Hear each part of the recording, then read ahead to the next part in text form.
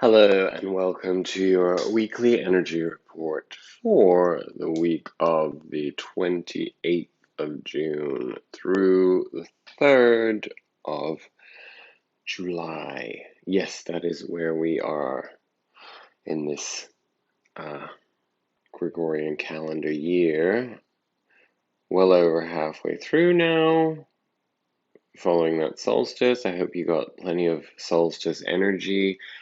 The solstice for me personally, and I think collectively, marked a very significant turning point. And it was accompanied, of course, by other factors like Mercury going direct, even though it's still in its shadow, it is potently stepping outside of those revisitation, restriction um, uh, aspects that were pretty heavy for a couple of weeks there. Of course, we're already always forced to do the work, and when we move into Cancer season, that means a deep dive emotionally that usually comes to fruition in some shape or form relatively quickly because the other planets that start moving into Leo kind of thrust us forward. So, what do we have? We have Mars and, of course, newly Venus in Leonine energy. And as a Leo myself, I feel that uh, bolstering pretty intensely and quickly. I don't necessarily pick up on it consciously all the time. I mean, I have the expectation because, of course, a lot of the astrology that I follow, I'm gearing it towards Leo energy and my rising sign and my moon sign. But there's always something almost intuitive, instinctive, like about like coming into our own season, that we really kind of feel that not only are we stepping up to a better understanding of the journey that we've been on for the last solar um, uh, orbit cycle. I mean, I can't even find my words. I'm sorry, it's actually quite early again for me, and I have so much to do because I don't know what's going on in my life. I mean, honestly, did you feel that? I do think that it's like as if the paradigm shifted and suddenly it's like there's like much more openness and freeness in the air in terms of what we can do. And I'm not just talking about post-pandemic because I know that's different depending on where we are in the world, but it's also just energetically speaking, there's like so much more responsibility, so much more activity, so many more things that have to be done and trying to fit it all in. And that's sort of there's a sense of chaos versus control. I think a lot of that was that full moon in Capricorn forcing us into that understanding because it's exactly what that is. I mean, in many ways, um, full moon in Capricorn is about releasing control and embracing the chaos and finding the beauty and harmony in that through our inner being. There's probably other stuff. Well, okay, so just before I get into the reading, Venus and Pluto, that energy, whoa, that was like that's another part of that big release that, you know, between Venus going into Leo, the Venus Pluto difficult angle or challenging angle that we were experiencing, all of this was like, okay, all that emotional intensity that you've been feeling inside or subconsciously pushed to the surface. And then it's just like,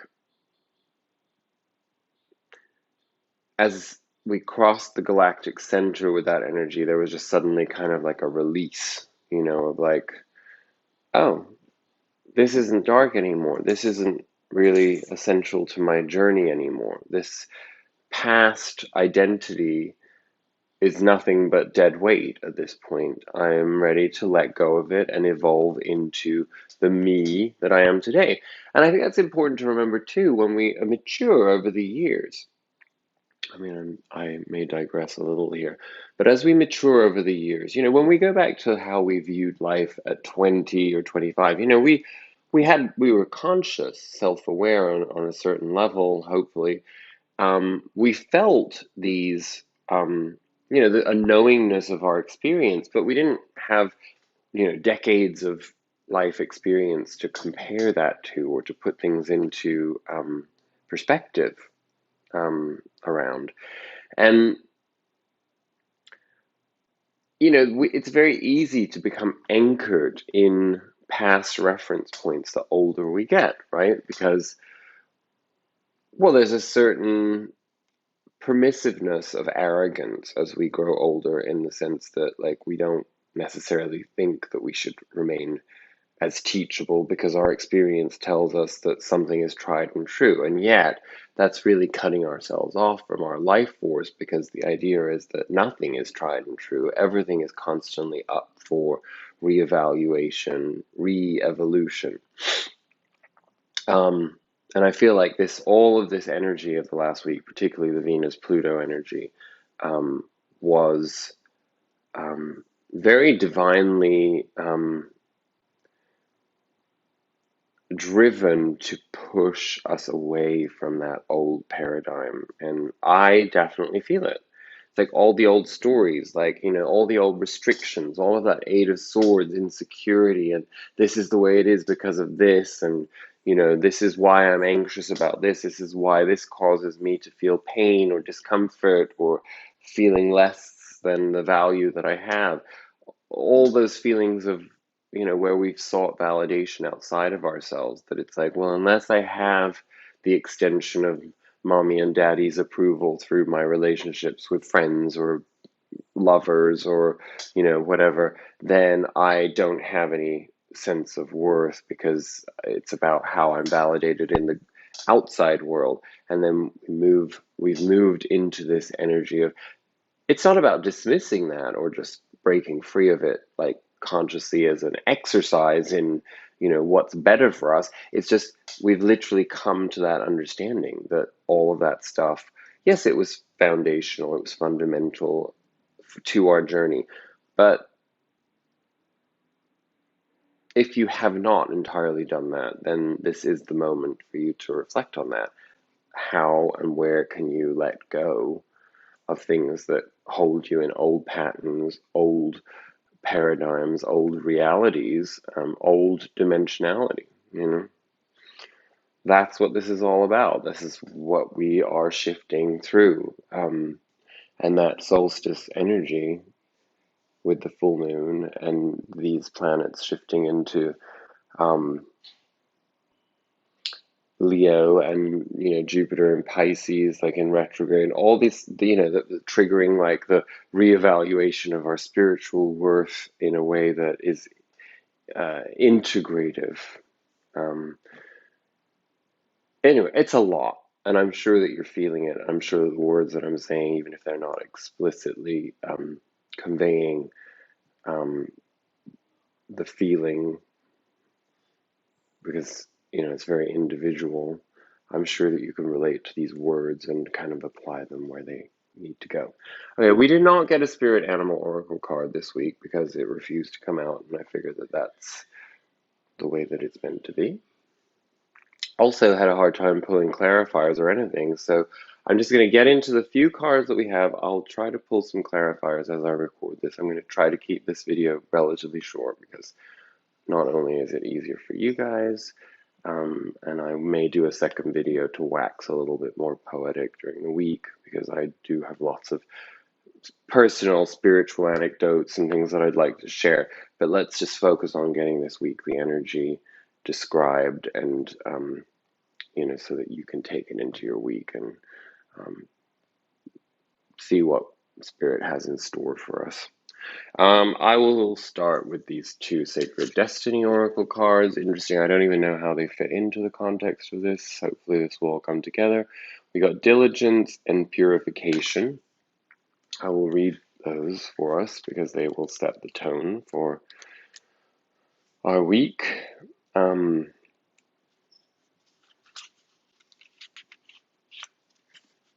Diligence, represented by a fallow field. Traditionally, fields were left fallow, unfarmed, for extended periods of time to allow the soil to recover and rebalance its nutrients. to break disease and pest cycles and to provide a haven for wildlife. Letting fields lie fallow meant that the subsequent crops were much healthier and more vibrant. Engaging in this time-honored process takes patience and diligence, but the results are worth the wait. And you'll see in our actual tarot spread that this is hit on actually out the gate. So it's, it always comes together, right? Even if I can't see it when I pull the cards initially. The sacred landscape wants you to know that there are times in life to step forward and take risks, but there are other times to be patient, step carefully and slowly, and know that the benefits you will gain in the future will be worth it. Be attentive, meticulous, and persistent. I mean, that has been my entire week, so it makes sense. I'm sure you're experiencing this on some level in your life too.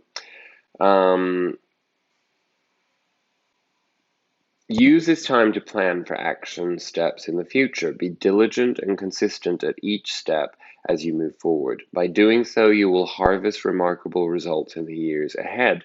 This is not the time for instant gratification. Your diligence will pay off in the future tenfold. This is the time for deliberate organization.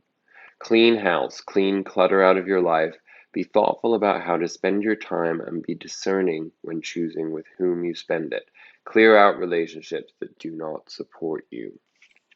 And yeah, all of this is really the amalgam of all of those energies and efforts that I just described of, what we were going through as we cleared through this full moon cycle. So I think that card is there to give us clarity on where we're coming out of, and purification is going to tell us what the next step is from a more metaphysical, spiritual perspective. In the week ahead. Purification is marked by the summer rain. Traditionally, rain symbolizes rebirth and washing one's sins away. Water is also associated with emotions, and a summer rain can represent the release of long-held emotions that allows for a purification and inner healing. There is also a renewal aspect of rain. The old saying, April showers bring May flowers, means that what follows the rain is a time of renewal and blossoming. The sacred landscape wants you to know that it's difficult for new, vibrant energy to enter your life if it's clogged with old and outdated energy, right? I mean, how on the nose is all this, right? Cleanse and purify your body and your physical space. This is a great time for a detox, clutter clearing, cleansing, and space clearing. Release outdated energy to invite fresh, clear energy into your life. Eat lightly. Don't take things personally. Release resentment, guilt, and blame. Purify yourself, thought, word, and deed. Decluttering is modern day alchemy. If you don't love it or use it, let it go. This card can also represent abundance, as flowing water is a metaphor for prosperity and summer is the time of expansion. Now, one of the other things that I was thinking as I was reading that is how important it is to focus on, you know, when we take care of ourselves, we're taking care of ourselves. It's important to remind ourselves that if we're changing our habits, if we're giving something up that doesn't serve us anymore, like bad habits, unhealthy habits, both physically and mentally and spiritually, you know, it's very easy for us to forget our inner parent guiding our inner child and instead feel entitled to some kind of like um, acting out. But I mean, when we get to a point of self-awareness where we are at, acting out is, it's rebelling against yourself. It's like basically putting a big log in the pathway in front of you by your own volition, and then wondering how you're going to get over or around it. I mean, it just doesn't make any sense. And if you're still doing that, if we are still doing that in any way, on any level in our lives, it's an indication that there's things that we haven't understood about ourselves. It's an indication that there's still a lot of fear, a lot of restrictiveness, a lot of self-punishment, a lot of self-judgment, a lot of victimization that like lives deep within us that we still have to purify. So I'm not telling you where you should be or where you shouldn't be because we're all on our own journey. But it's important at this time that we remain or we become more mindful of those um, things that are out of alignment if they remain, because there's such a potentiality for this pure flow at this point where, you know, we've had this opportunity to move beyond all of that Venus, negative Venus into, and we're now in this positive Venus paradigm, and it's time to embrace that. It's time to re-embrace the concept of what love is and live it, whatever that means to you. Romantic, um, you know, how you bond with other people, you know, how you exist. You know, you have to be 100% healthy and comfortable within yourself before the outside world is going to reflect back to you the reality that you want to see. And you create the reality. We all do, based upon our emotional fluidity. You know, it's like if you're open to letting go of all of those past hurts and all of those conditions that other people have put upon you. I mean, why would we continue to empower people that have hurt us or broken us? Or, you know, it's not to say that we can't accept that they also are on their own human journey, that you know, that they're dealing with their own stuff and trying to figure it out. But why would you give space to their own unexamined process? You know, it's like, I understand that, you know, when you're dealing with a bully and they allegedly have power over your path forward, that can be, you know, that requires an enormous amount of courage to confront that. And that's a very specific position. And I honestly don't think that any of us on this journey at this point of awareness are in that position of disempowerment any longer. Or if we are, then we really need to like take this opportunity to do some more inner work and to start thinking about how these things are holding us back.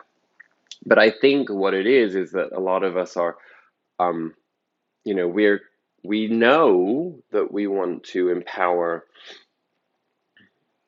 ourselves on an open plane, you know, to like destinations unknown, but full of buoyancy and abundance and joyfulness. But, you know, subconsciously we're still apprehensive, and it's really time to just kind of acknowledge the feeling, try to figure out where it comes from, what could have caused you to have that bump in on your journey, or, you know, what's putting the slight veil between you and the possibility, and work through it through meditation. You know, just close your eyes, sit there and ask spirit to help you. You know, you don't have to like consciously do the work yourself if you don't know where the answer lies. But, you know, quieten your mind, open yourself up to, you know, open your crown energy up and receive, and you will gain clarity. Okay. Our underlying energy of the week. We have one Osho Zen Tarot card, Consciousness, which I will read. Um,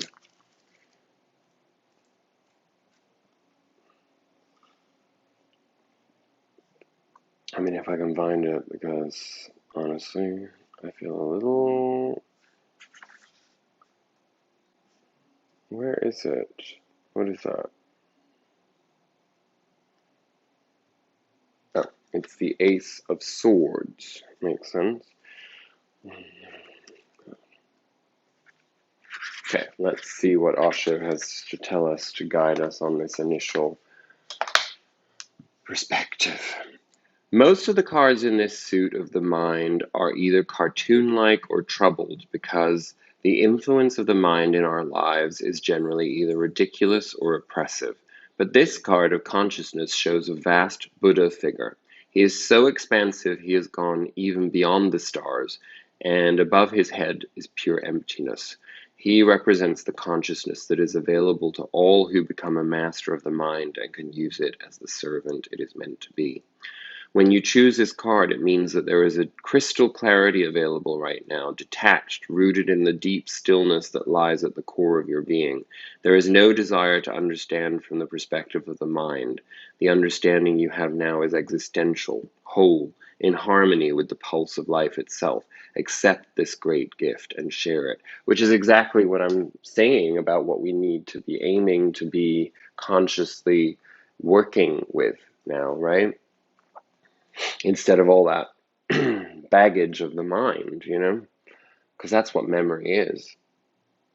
When you look into the story of the history of, particularly through Steiner's work, like where you've got like, the Lemurian and Atlantis based evolutionary thinking of how our ancestors way, way back, what the evolution was of their talents and skills and their consciousness and how it manifested without language or in a different form of language, whatever you can cull from the vast libraries of knowledge that we actually have that are not taught to us unless we look for them. You come to that understanding of like how, the feeling, the conscious feeling experience that we have as modern day humans, is there for a specific purpose, but at the same time, our ancestral, um,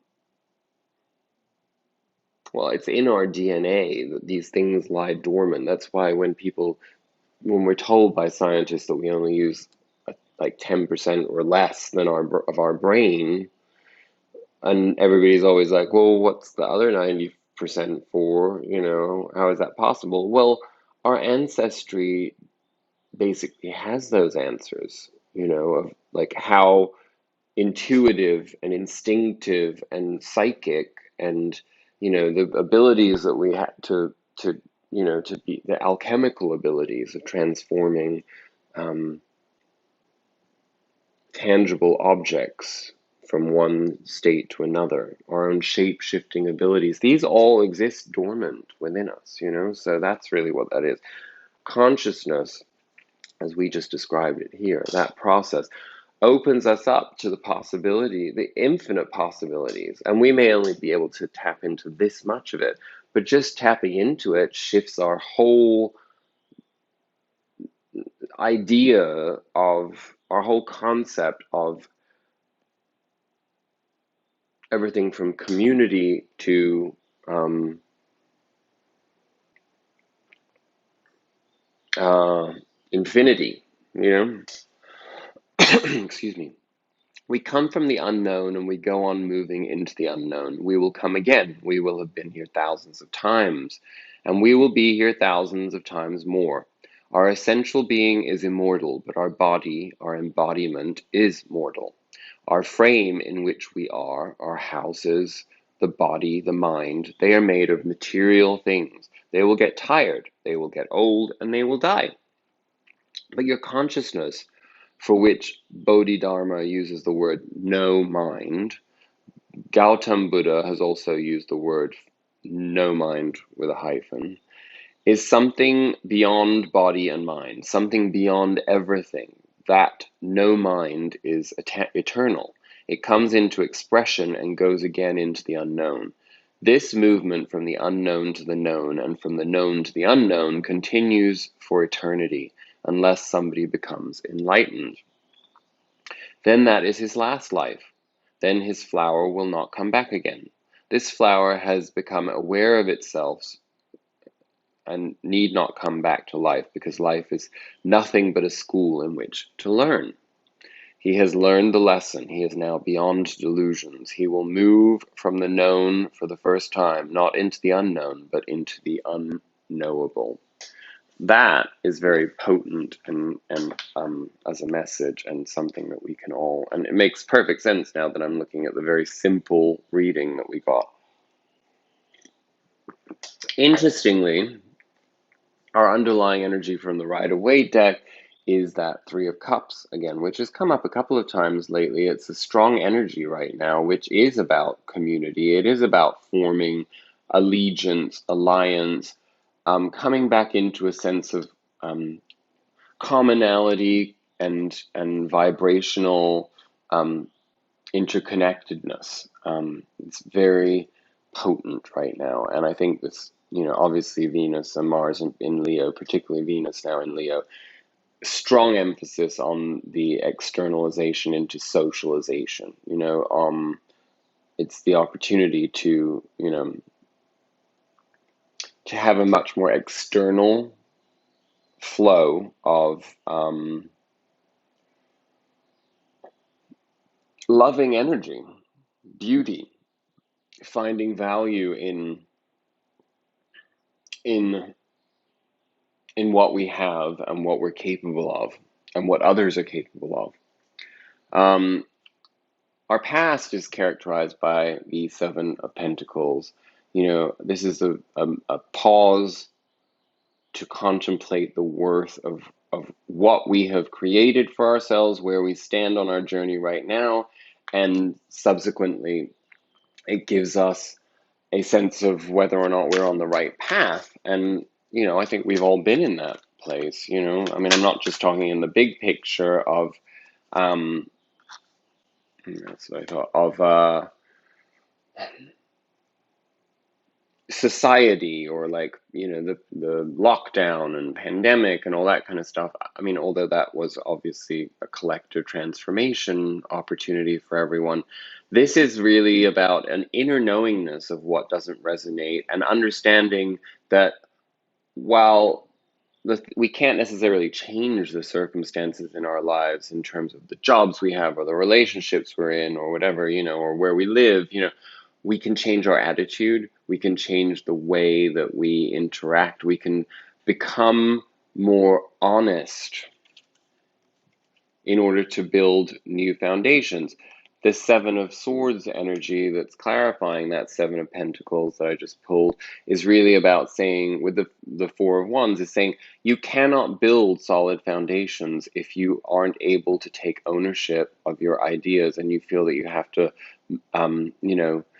shape shift in order to accommodate other people, make yourself small in order not to,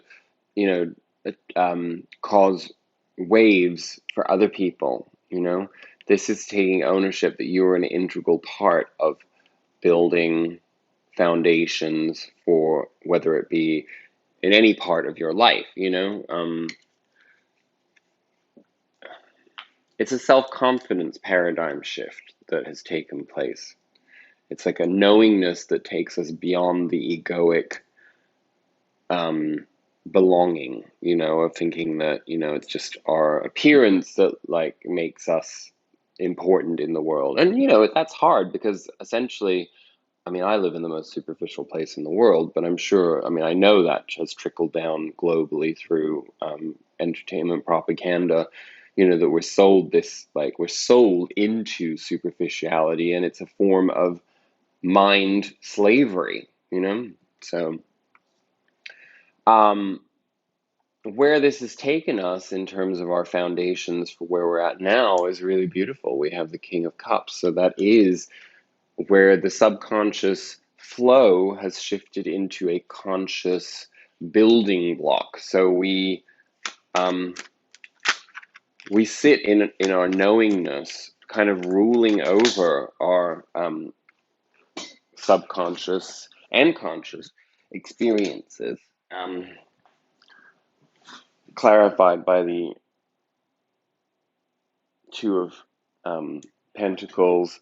So again, that's becoming the master of that juggling act. That is like no longer being, having an emotional seesaw going on constantly as we like try to navigate two aspects of awareness and consciousness, moving into instead understanding the value of our inner strength of emotionality, and that we have mastery over these things, which therefore means this infinity symbol gets balanced out and this ground becomes solid.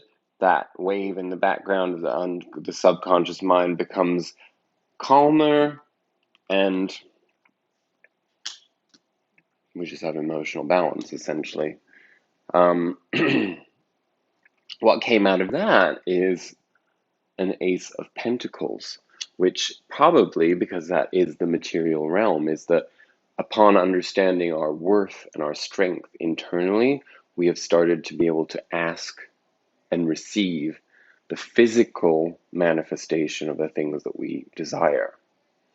Whether that be asking for a raise or asking for more responsibility or being able to detach from certain responsibilities and still feel secure in our worth and how we're valued by others, having our boundaries successfully um,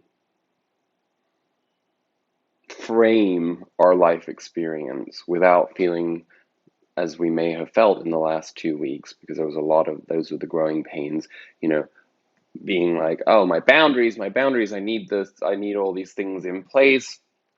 And then we're in that kind of defensiveness rather than a confidence, I don't even need to take a clarifier on that. What we have moving into our world right now is the Knight of Cups energy, which I think we actually had last week. I can't remember exactly, but that Knight of Cups energy, again, there's a boldness, emotional boldness to this. It's like, it's in a way, it's also knowing that we're not, if we're no longer rejected if we try something emotionally that doesn't work.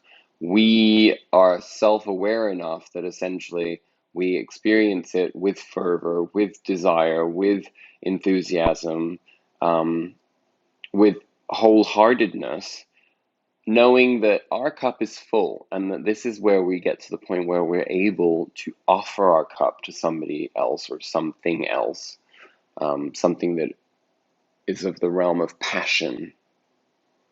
Um, that can be art projects or romance or harmony in our everyday experience of the material world, Um, again, I'm not taking clarifier on that because that will manifest as it must in your life. And I'm sure it will be very different for all of us because we all have different situations. Some of us are in relationships, some of us are not and don't wish to be. Some of us are just finding the relief in being at peace with our own inner sanctum. This is all part of the same process. Our future energy is the High Priestess, which again we also got, I think, as a clarifier last week, and this is like really, again, it's being in the place where we can actually take ownership of this mastery of the light and the dark, and the fusional, synergistic aspects of being the conduit that holds space for the best of both of these in terms of how they affect us, the conscious experience versus the shadow experience, and having that manifest in a way. Again, she's looking up at me right now, of the Queen of Pentacles, where it's like we take that into our outside world and we turn that into manifestation of abundance and fruitfulness and harmony in the material world. Because again, I think a lot of us have understood that we were kind of have no choice but to do that inner work. And sometimes we get ahead of ourselves when we're on the joy path and we're kind of like, I just have a lot of fun and like give up on or not give up, but take a break from my spiritual practices of meditation and mindfulness and whatever. And we've kind of all been forced to accept that has to be as integral to our lives as exercising our bodies and being mindful of the food that we put in ourselves and how it nourishes us, and all of the things that we're aware of in terms of nurture are now giving us access to abundance. And our advice on that is the devil in reverse. So that is, there's been a massive shift in being able to move beyond codependency and being able to move beyond the interdependency and the shallowness and the negativity and the shame and guilt factors. In fact, that's exactly what I will call that. This in reverse is giving up on shame and guilt as being driving forces of our behavioral patterns. In fact, yeah, brings us directly into the Fool energy, which is how the spread ends. So we move out of this, which is being purely consumed by the shadow self without being able to consciously navigate ourselves to a healthier place. That is ended, and we're on this new. This is like we're at point, ground zero for this brand new conscious self-awareness, self-conscious, and I don't mean in a restrictive sense of self-conscious,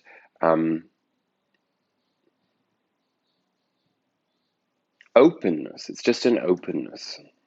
And, the irony of that is that our Osho outcome card that kind of gives us the big picture sort of in a more, as we will experience it with hindsight at the end of this week to come's energy, is aloneness, which I think is the Hermit.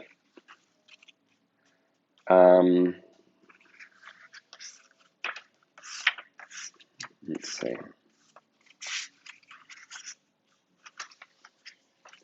So it'll be interesting to see how this message fits in with everything else that we've talked about. So I don't actually know yet.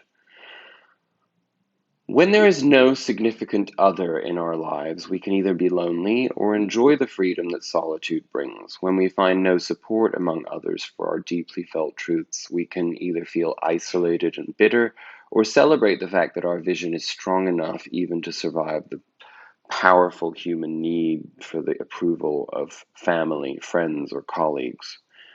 Yeah, this is exactly what that Devil in Reverse is all about. It's moving beyond all of those poverty consciousness feelings on the soul level. If you are facing such a situation now, be aware of how you are choosing to view your aloneness and take responsibility for the choice you have made. The humble figure in this card glows with a light that emanates from within. One of Gautama Buddha's most significant contributions to the spiritual life of humankind was to insist to his disciples, be a light unto yourself.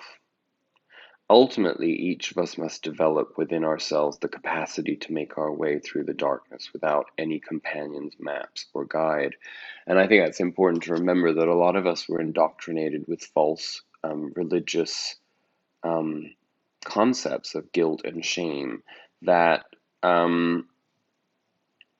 taught us not to understand the principle of be a light unto yourself, because the idea was that you're supposed to have skipped that stage and be a light unto others and not be, because everything in between would be considered selfish or self-indulgent or narcissistic or, whatever it was. And I look back on my education, which was not just specific to my family or my schooling, but it was the zeitgeist, of when I was growing up in my demographic.